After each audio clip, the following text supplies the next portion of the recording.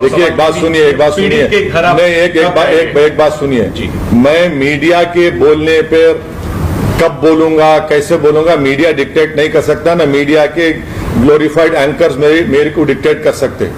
मैं अपनी मर्जी के तहत बोलूंगा या नहीं बोलूंगा, और भाड़ में जाए वो मीडिया के एंकर्स जो मुझसे सवाल करते, उनमें हिम्मत नहीं है नरेंद्र मोदी से पूछने की, देश के प्रधानमंत्री से। उनके मुंह पे नरेंद्र मोदी का क्रिटिसिज्म नहीं आता, क्योंकि अगर बोलेंगे तो उनको मौत आ जाएगी,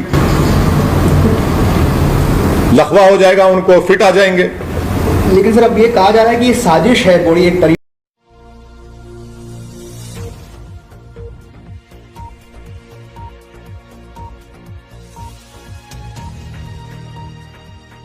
भाड़ में जाए वो मीडिया के एंकर जो मुझसे सवाल करते, उनमें हिम्मत नहीं है नरेंद्र मोदी से पूछने की, देश के प्रधानमंत्री से। उनके मुंह पे नरेंद्र मोदी का क्रिटिसिज्म नहीं आता, क्योंकि अगर बोलेंगे तो उनको मौत आ जाएगी।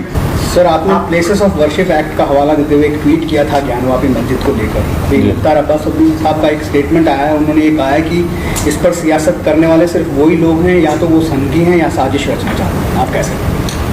देखिए, साजिश तो जिस पार्टी से मुख्तार अब्बास नकवी साहब वाबस्ता हैं वो साजिश रचा रही है, और गवर्नमेंट ऑफ इंडिया को, यूपी सरकार को ये चाहिए था, मोदी सरकार को और यूपी की बीजेपी सरकार को चाहिए था कि उस कोर्ट को जाकर बताते कि पार्लियामेंट ने 1991 places of religious worship act को पास किया है,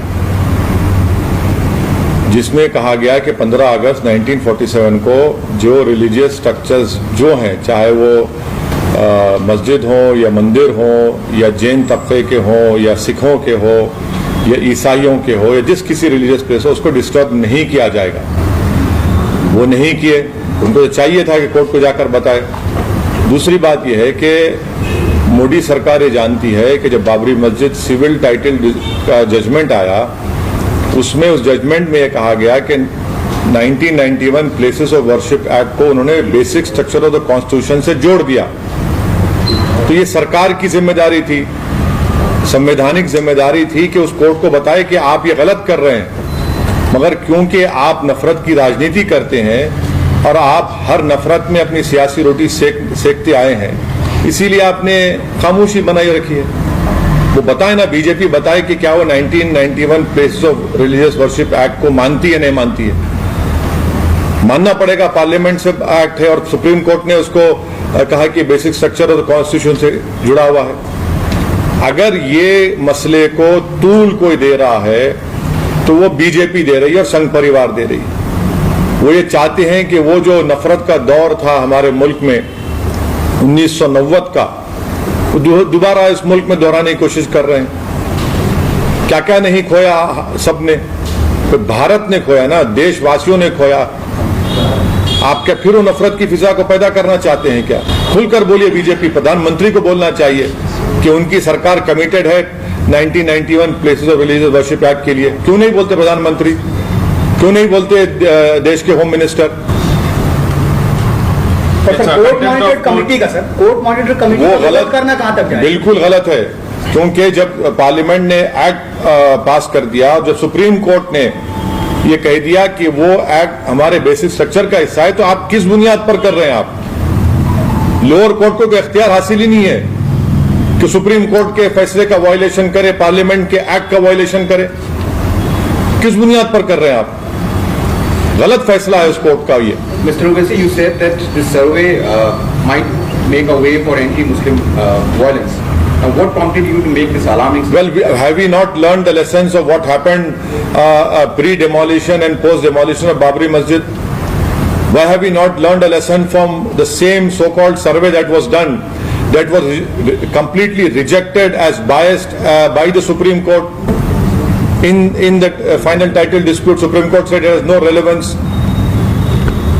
Why is it that the BJP is and Sangh Parivar is hell-bent on creating the same atmosphere in our country which existed pre-demolition of Babri Masjid and post-demolition Babri Masjid?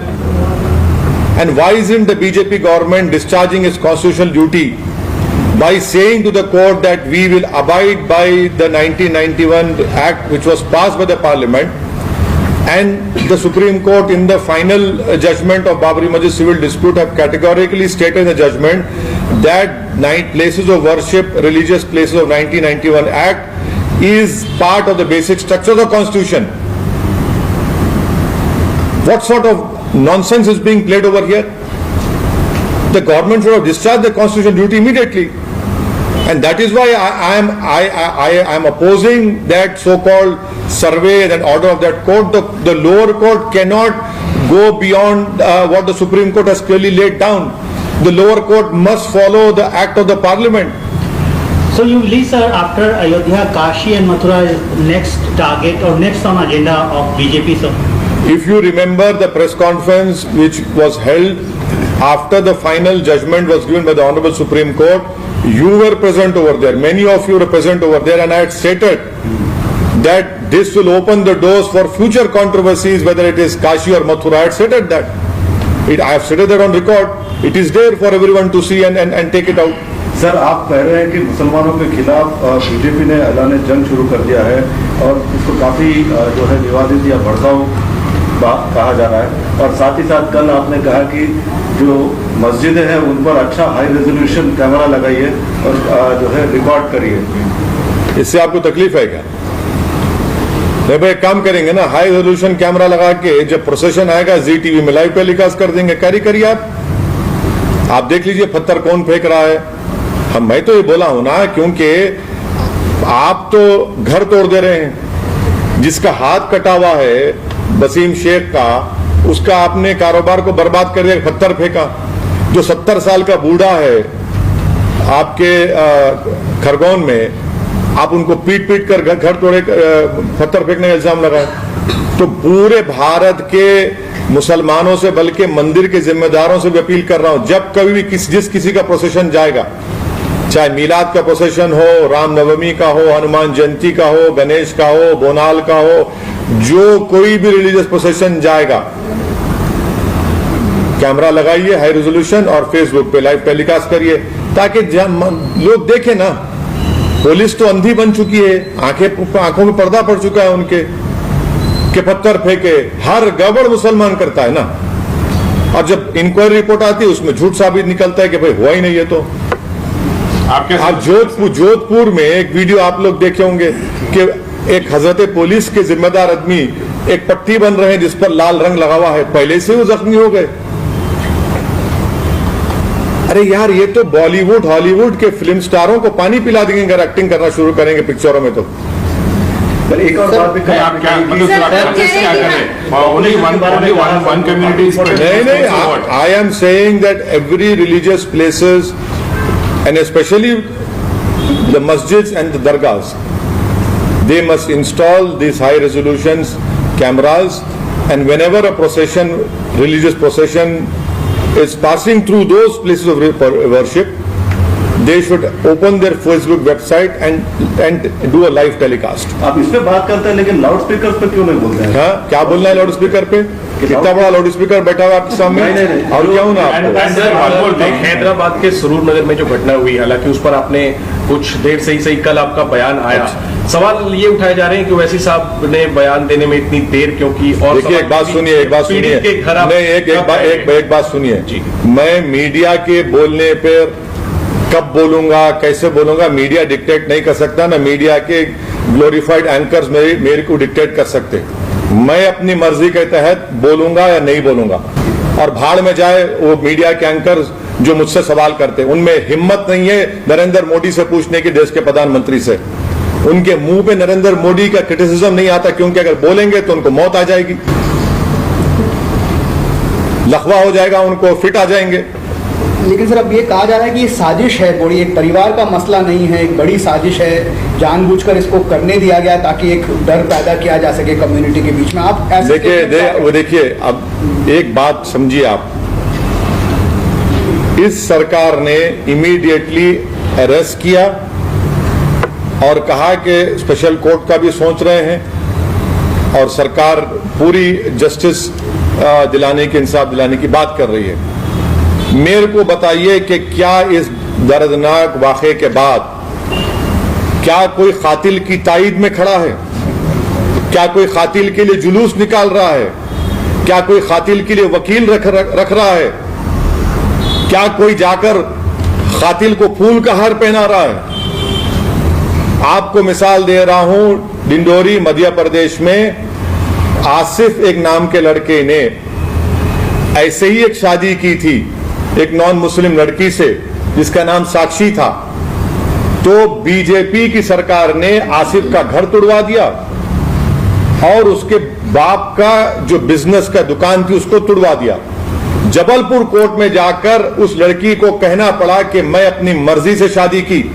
शर्म आनी चाहिए उन लोगों को जो इस तरह का सवाल असदुद्दीन ओवैसी से कर रहे हैं कि आप वो जबलपुर का क्यों नहीं दिखाते। और फिर आप वो भूल गए कि नोएडा में एक 17 साल के लड़के ने एक 13 साल की मुस्लिम लड़की से रेप किया, उसको अरेस्ट किया गया तो विश्व हिंदू परिषद के लोग धरना दिए, उसको छुड़ा लिए। बताइए यहां पर कुछ हो रहा है? यहां पर तो रूल ऑफ लॉ इंप्लीमेंट हो रहा है, होता रहेगा। अच्छा सर, आप अपनी